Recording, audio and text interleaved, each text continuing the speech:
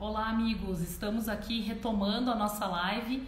Infelizmente, nós estamos com um número de acesso muito grande. Nós estamos vivendo essa avalanche de lives aqui no Instagram e por conta disso, infelizmente, o aplicativo ele tem tentado nos derrubar. Mas nós resistiremos, não deixaremos que isso aconteça, né? Beleza? Obrigada, Ana. Obrigada por nos informar que agora você nos escuta. Então, pessoal, vou chamar só aqui novamente. A gente já está com 200 pessoas aqui ao vivo e só o Leonardo entrar na tela, a gente já continua.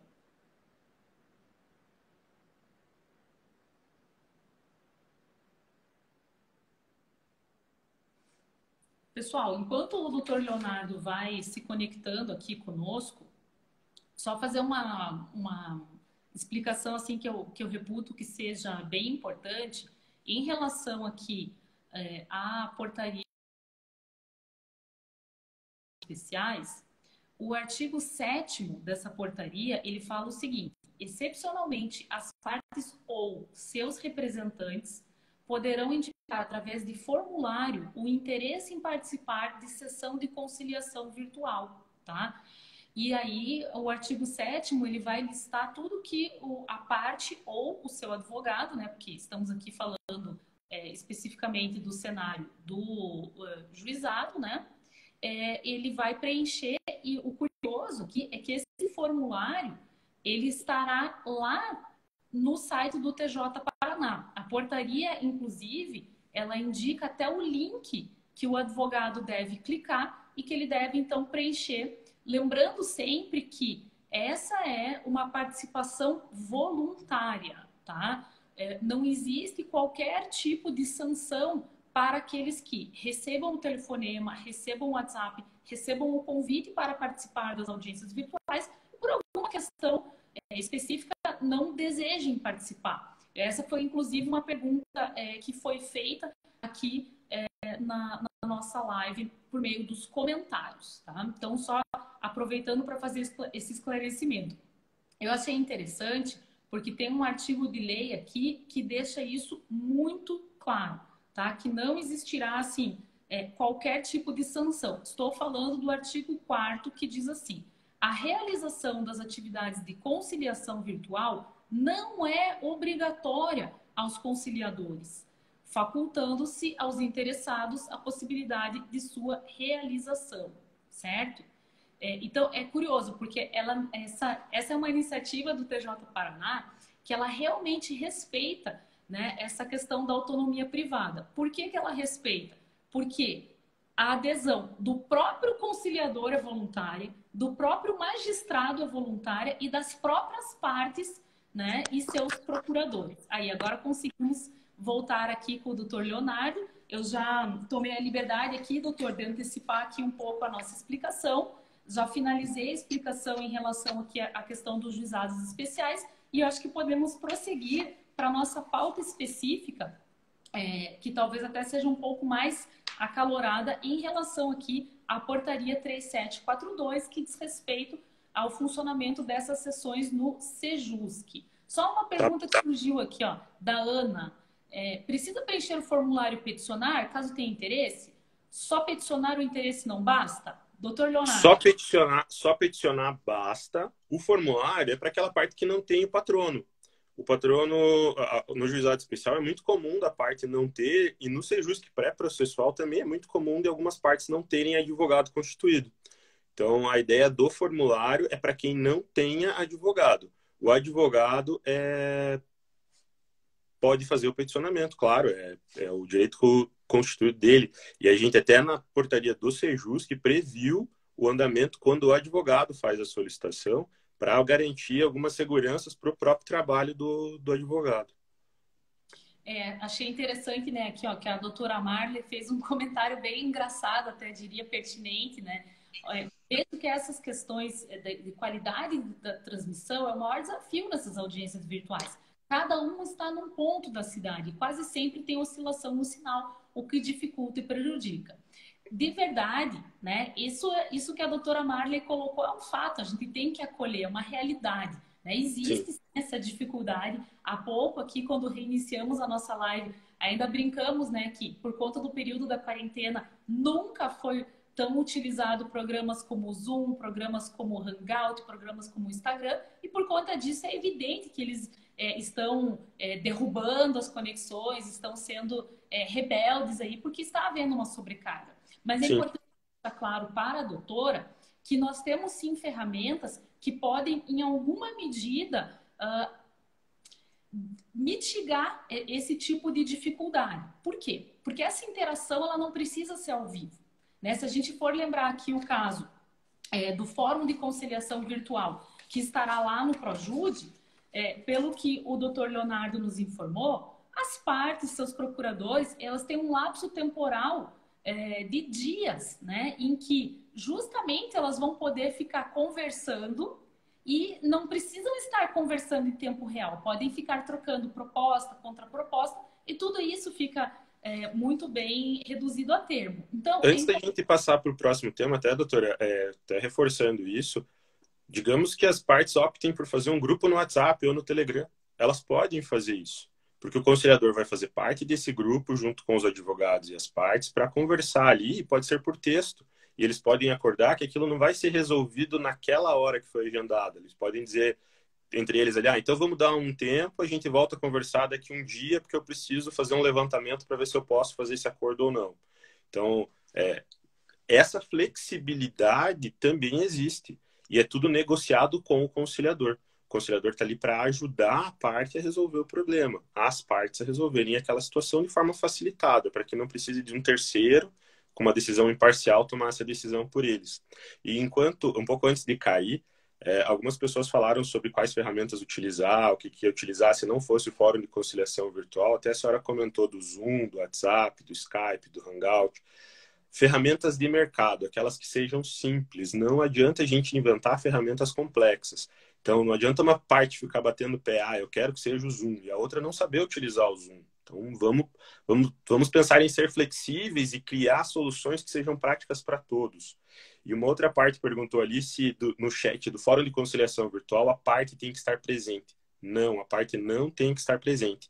O advogado ou o patrono que estiver representando, da Defensoria Pública ou do Ministério Público, podem se manifestar nos autos sem que a parte esteja junto ali. A ideia é flexibilizar, por isso que ele tem uma janela maior de tempo para resolver a situação. Perfeito, né? E a doutora Cláudia, ela fala assim, né? Acredito que o ideal seria ser escrito para a segurança jurídica de todos, né? Então, é importante a gente ver que, na realidade, dependendo, assim, da vocação da causa, né? Até uma colega fez uma excelente ponderação, doutora Jordana, advogada e mediadora na área de família, né? Que se apresentou para nós. Claro, a gente sabe que tem ramos do direito que vão merecer, vão necessitar de todo um cuidado. Mas nós temos, em especial, quando conversávamos, né, sobre a área atinente especificamente à portaria de juizado especial, que lembrar que nós temos lá demandas em massa que muitas vezes são com os grandes litigantes, são situações de telefonia, né, enfim, passagens aéreas que não demandam uma interação ao vivo, em tempo real, ao vivo e a cores, né, em que muitas vezes o que os colegas advogados já faziam era trocar por e-mail propostas e contrapropostas, né? Então, por que não fazer isso? Justamente na ambiência do Projude. Me parece que isso é muito mais interessante, até porque isso daí fica registrado, fica por escrito. Porque muitas vezes, acredito que aqui alguns colegas que estão nos assistindo vão se identificar, né, com situações que até se decepcionaram, que estavam entabulando uma determinada conversa e, de repente, o peticionamento nos autos era uma conversa um pouquinho diferente. Então, me parece que aqui a gente tem um ganho até para essa transparência, até para essa lisura, né? E demonstrar que existe, sim, uma tentativa de composição daquele acordo. A gente pensa em facilitar também o próprio trabalho do advogado. O advogado que advoga para empresas, normalmente ele precisa falar com o seu cliente, negociar com o seu próprio cliente algumas situações, receber as instruções e acertar, instruir o seu cliente. E pelo Fórum de Conciliação Virtual, ele tem essa possibilidade, essa transparência de mostrar para o cliente na tela do Projude, se o cliente quiser ver, a gente recebeu essa situação, eu indico você fazer isso ou aquilo, que você me autoriza a fazer nesse caso? E aí o próprio cliente pode dar a instrução num lapso de tempo maior, direto nos autos, com uma segurança jurídica para o advogado. Então, isso é muito importante, pensar no trabalho do advogado o tempo todo. O judiciário não funciona sem o advogado, então a gente precisa criar esses recursos tecnológicos e nos valer cada vez mais de todos os recursos tecnológicos que nós temos. Perfeito. Me permitam fazer um brevíssimo parênteses aqui. Eu tenho muito orgulho de ter sido professora do Leonardo, e depois do nosso período de convivência, né, acadêmica e por conta da docência, nós nos reencontramos muitos anos depois, justamente no momento em que eu, na qualidade de advogada, participava de uma audiência de mediação. E quem era o mediador era o Leonardo. Isso foi extremamente, era uma audiência extremamente belicosa, né? Justamente a pauta, né, de direito de família, e por conta da condução muito cuidadosa, muito sensível, muito habilidosa e, acima de tudo, muito respeitosa em relação à autonomia da vontade, né, e a figura dos advogados ali presentes, nós conseguimos compor naquele momento, houve cumprimento espontâneo das partes. Então, realmente, esse é o futuro, né, da advocacia, e nós efetivamente acreditamos que só, né, teremos aí um futuro melhor se todos os atores, né, judiciário e advocacia e outras instâncias se unirem em prol desses nobres objetivos, né? E agora, até por conta das perguntas que nós estamos recebendo, eu gostaria de mudar um pouco a tônica da nossa conversa. Então, assim, peço realmente que todos que estão nos ouvindo, seja agora ao vivo, seja depois pelo replay no YouTube, que façam um corte mesmo, né, metodológico aqui, porque agora nós vamos falar da outra portaria, a 3742 de 2020, que é a portaria atinente ao SEJUSC. Tá? Então, para fazer um resumo, né? O que essa portaria prevê? Ela traz no artigo 1º, de uma forma um pouco mais detalhada, quais são, exemplificativamente, os meios que a pessoa pode se valer. WhatsApp, Zoom, Skype, sim, esses aplicativos foram mencionados, né? Então, é muito interessante. Sem prejuízo de outros, sem prejuízo até de outras soluções, talvez até mais criativas, que os advogados, né, das partes possam dar. Continuando aqui, como nós já estamos falando na ambiência do SEJUSC, o artigo 2º, ele já parte, digamos assim, da premissa que vai haver um advogado constituído. Claro que a gente sabe que tem o SEJUSC pré-processual, então também vai existir lá na portaria um artigo específico para preenchimento desse formulário da parte que quiser participar, mas a gente pode dizer com segurança que aqui a premissa maior, tá, é que esse procedimento vai ser conduzido pela figura do advogado das partes. Como é que vai dar início a isso? Peticionamento, tá? E na petição vai ser muito importante que a parte ressalte, né, na sua fundamentação, o porquê, né, existe urgência, o porquê da ideia de celeridade naquela causa, por que ela merece isso, e também que existe, né, esse ânimo e até essa viabilidade numa composição, tá? Alguns colegas estão falando que não estão conseguindo localizar a portaria. Fiquem tranquilos, eu vou repetir agora o número das portarias, mas nós vamos postar aqui no Instagram da ESA para que todos tenham acesso aos PDFs, tá? Porque o nosso objetivo é justamente esse. A Laís já nos ajudou e já postou aqui no chat portarias 3605/2020 e 3742/2020. É isso aqui, A 3742 saiu no diário de hoje, tá? É no Diário da Justiça de hoje, talvez por isso alguns advogados não tenham encontrado. A 3605 saiu no diário de terça-feira. É isso aí, pessoal. É o Tribunal de Justiça e a ESA na vanguarda, né? Quer dizer, saiu hoje em Diário Oficial e nós já estamos aqui comentando em primeira mão. E é importante, né, também explicar, e eu acho que agora esse é um ponto, Leonardo, que é a pedra de toque aqui. Quando a gente fala de SEJUSC, a gente abre uma outra chave e agora a gente não vai falar só de conciliação. Agora a gente vai falar do nosso grande tema, aquele tema que nós somos apaixonados, que é o tema do futuro, que é o tema da mediação. E a mediação, como todos sabemos, ela tem uma lei própria, ela tem uma lei específica, ela tem regulamentação especial no novo Código de Processo Civil, que faz com que a gente tenha cuidados específicos, né? Então, eu vou passar para você aqui responder a pergunta, que quando eu li pela primeira vez a portaria, eu mesma me fiz, e eu vi que eu tenho vários colegas extremamente experientes, qualificados, e que já mandaram 2, 3, 4 vezes. Afinal de contas, como que o Tribunal de Justiça do Estado do Paraná vai garantir a tão necessária confidencialidade caso não seja frutífera essa sessão virtual? Veja, pensando nas duas portarias que foram construídas no mesmo intuito, pela mesma equipe, a equipe da segunda vice-presidência trabalhou em conjunto para construir essas portarias. Elas deram bastante trabalho, porque a gente teve que pensar em todos os sentidos, e a confidencialidade foi muito debatida. A confidencialidade, ela é importante nos dois casos, tanto no juizado quanto no Sejusc. E no Sejusc em especial, porque qualquer situação conversada durante uma mediação, ela tem aqueles princípios da confidencialidade, da voluntariedade, da imparcialidade do próprio mediador.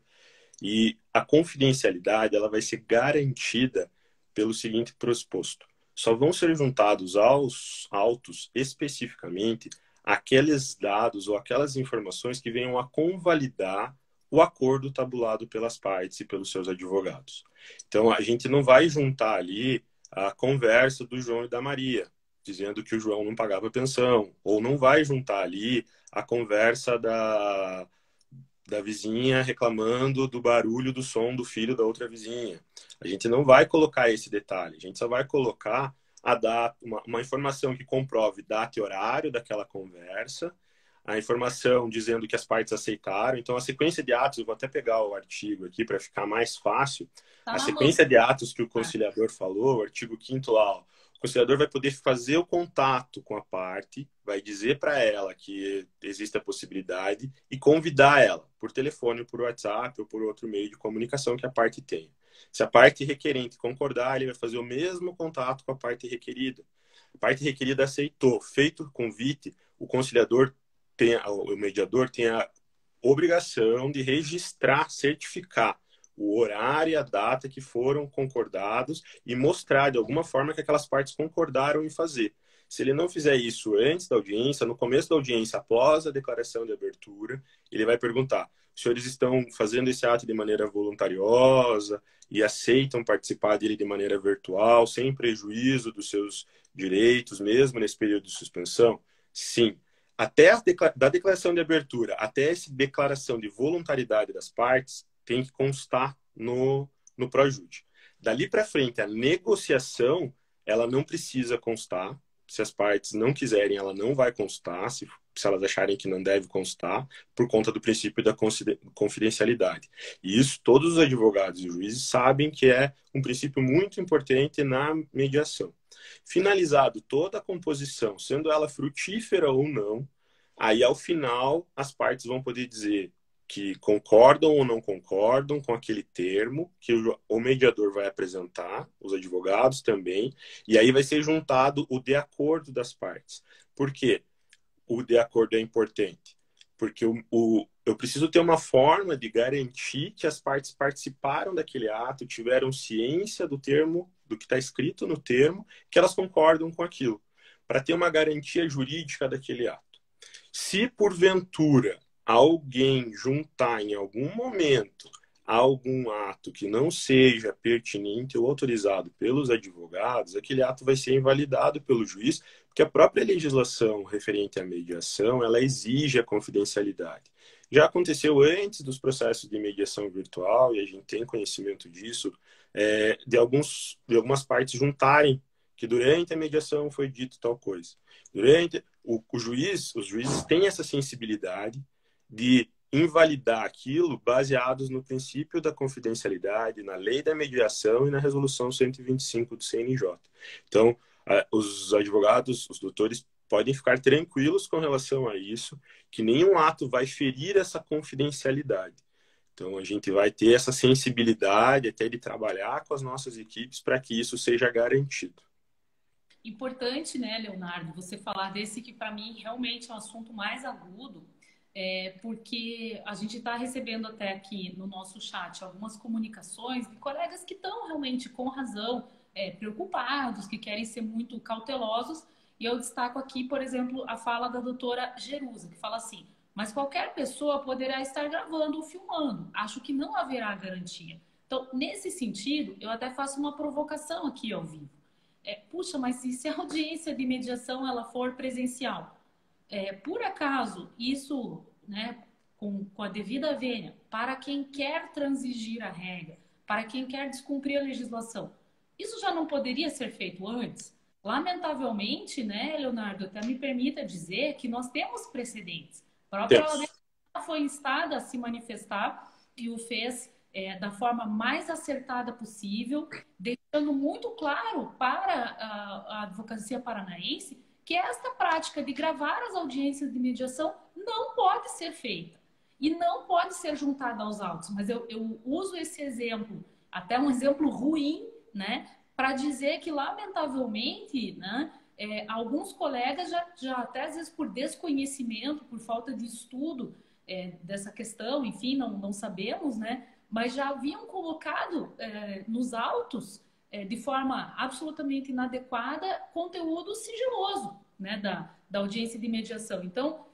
com todo o respeito e até um agradecimento aqui especial por essa preocupação muito justa e pertinente que a doutora Jerusa coloca, eu só lanço essa reflexão, né, que esse era um problema que, na verdade, ele já existia, ele já ocorria até nas audiências físicas e presenciais. Então, assim, será que também ele é relevante nesse sentido? Será que se ele já existia antes, nós já estávamos, né, me permita usar assim, uma palavra talvez até um pouco forte, mas combatendo, né, essa prática equivocada? Não me parece que isso seja algo específico agora Não. do meio virtual, né?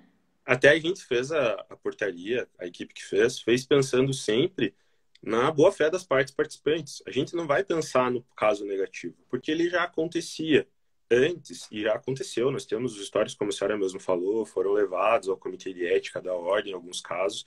A questão é, se eu gravar o áudio, eu, enquanto mediador, a senhora citou aí da minha mediação, eu falo do princípio dos princípios objetivos ali na declaração de abertura, e já no começo eu peço para as partes desligarem os seus celulares, partes e advogados. Alguns advogados ficavam ofendidos quando eu fazia esse pedido, e eu explicava os motivos e eles entendiam. Então, o objetivo de pedir para não gravar é simples, o sigilo. E quando a gente explica, às vezes o advogado, como a senhora mesmo falou, ele conhece a lei, conhece o que está escrito lá, porque os senhores todos têm essa grande facilidade na interpretação legislativa, mas às vezes desconhecem do procedimento, porque são muitos procedimentos. Eu acho que nenhum de nós da área jurídica conhece todos os procedimentos da área jurídica. E a mediação tem um rito muito específico. Ela é uma coisa muito nova, é uma coisa que nós estamos aprendendo e eu pretendo continuar aprendendo cada dia mais, porque ela é, primeiro de tudo, apaixonante, segundo de tudo, ela facilita a vida das partes. Nós temos que começar a pensar na justiça desse sentido, entendeu? Pensar em facilitar a vida das pessoas. Um processo que poderia demorar ali 2, 3 meses para não agradar nem o requerente nem o requerido, com uma decisão de um terceiro, que é o juiz, pode ser resolvido agradando as duas partes, pelo menos um pouquinho. Então, a mediação facilita a vida de todo mundo e esses casos de gravação de áudio existiam antes. Por que não vai existir agora gravação? Infelizmente, vai poder existir, sim, a gente sabe que vai existir, mas os nossos magistrados do Paraná, todos têm uma sensibilidade muito grande com relação à mediação e todos têm um conhecimento muito grande com relação à situação de não aceitar isso como prova válida, retirando, pedindo daquela situação para evitar problemas no futuro. Perfeito, né, Leonardo? Perfeito.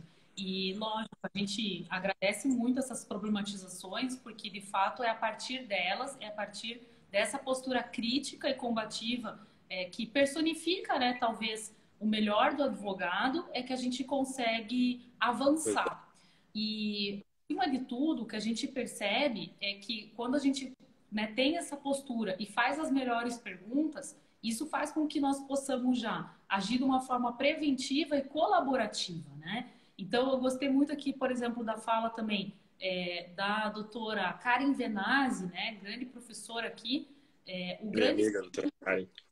viabilizador continua sendo a postura colaborativa dos advogados, né? E o doutor Rodrigo também falou algo que eu acho que merece ser mencionado aqui. O termo de abertura bem elaborado é o início. Então, o doutor Leonardo até me falou, me permita colocar aqui ao vivo, que realmente haverá toda uma capacitação, toda uma orientação específica para dar conta desse período que a gente não sabe quando que vai ter fim, né? Cada semana reatualizam as datas e prazos, então realmente nós precisamos nos preparar para isso, né? Fazer uma capacitação específica e já, até por conta aqui do tempo, né? E da Tá nossa ficando plataforma longo. aqui do Instagram, eu já aproveito para dizer, né, que essa fala final do Dr. Leonardo foi muito inspiradora, né? A gente sabe que nós estamos aqui diante de alguém que realmente acredita na mediação, que pratica isso, não apenas como um discurso doutrinário de modismo, mas que realmente está implementando ações concretas. E eu digo isso porque eu já quero deixar o convite para toda a advocacia paranaense para o nosso grande projeto de mediação em ação. Né? Nós estamos fazendo, né, a maior capacitação para essa área que já se tem notícia no Brasil. Lamentavelmente, por conta das tais que estavam ali saindo do forno para abertura, né, dos cursos desde mediador judicial, conciliador judicial, mediação extrajudicial e advocacia na mediação foram interrompidos, né? Enfim, por conta dessas questões aí de força maior, podemos dizer assim, mas nós não vamos desistir, vamos colocar esse plano em ação e vamos fazer isso somente e apenas por conta da colaboração que tivemos do TJ Paraná e em especial, segunda vice-presidência, o NUPEMEC. Então, eu também aproveito esse espaço para fazer um agradecimento muito especial a todos os servidores do NUPEMEC que recebam o nosso abraço. Realmente foram extremamente parceiros da OAB Paraná, né, em especial aqui da ESA. E essa é a advocacia que eu acredito, né? Eu acredito que eu tenho colegas éticos, que eu não posso acreditar que vão fazer medidas absolutamente contra a lei, seja no âmbito presencial, seja no âmbito virtual, mas também preciso acreditar que se o fizerem, né, receberão uma punição pesadíssima, tanto do judiciário. Até o doutor Rodrigo Fontana comentou ali, é quase inimaginável o colega se propor a meios virtuais de conciliação e agir de má fé. Doutor, eu acho que todos os colegas, todos os advogados que vierem a optar pelos meios virtuais vão agir de boa fé. Então, eu não tenho eu penso sempre do lado positivo. A gente está pensando e criando soluções para... eu agradeço a todos pelas perguntas. Coloco o Instagram da segunda vice-presidência, que está marcado ali, 2vice-TJPR, à disposição. Vocês podem enviar perguntas por ali, sigam a gente, compartilhem. Nós estamos colocando informações ali diariamente para garantir que tudo está sendo comunicado. Eu espero poder ajudar cada vez mais e a gente vai, a segunda vice-presidência é uma determinação do desembargador José Laurindo trazer inovações para o trabalho do judiciário e principalmente relacionados à capacitação que a doutora Marília falou ali. Desde o começo da gestão dele, a gente tem trabalhado dia e noite para fazer isso. Doutora Marília, acho que a senhora está me ouvindo, sim ou não? Ela não está ouvindo a gente. Se vocês tiverem dúvidas, então, fico à disposição. Se mandarem para a doutora Marília as perguntas também, ela vai me encaminhar e eu vou responder para vocês. Se tiverem alguma dúvida e quiserem mandar aqui no chat agora, eu posso responder com relação às resoluções, às portarias. Vamos encerrar, então. Pessoal, bom dia a todos, boa sexta-feira e bom final de semana. Um abraço.